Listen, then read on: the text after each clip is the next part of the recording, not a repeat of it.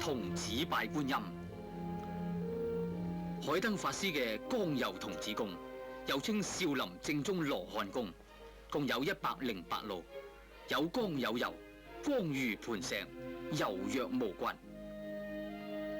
海燈法師86歲高齡，仍然能夠演練童子功。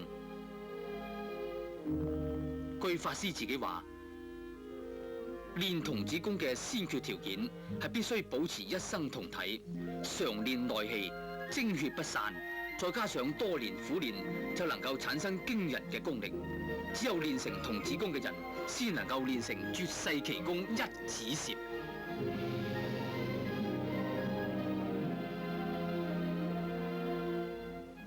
青龍探海。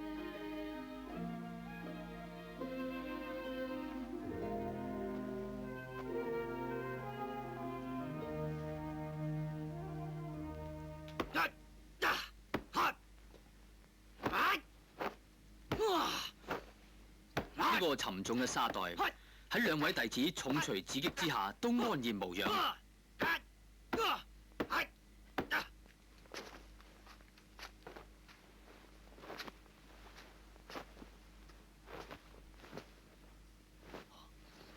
但係喺法師嘅指力之下，就變咗落沙滿地，呢種功力認真驚人啊！